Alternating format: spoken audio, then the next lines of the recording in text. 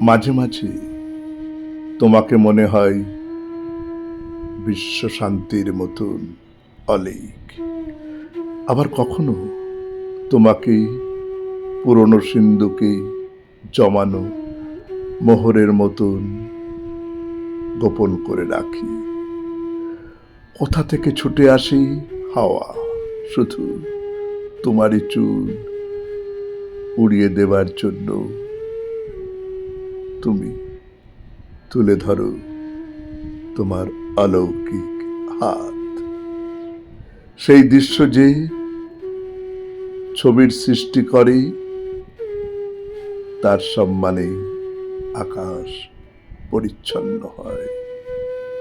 এবং শুধু তোমারই জন্য আমি আজ এই পৃথিবীকে বলি সুন্দর।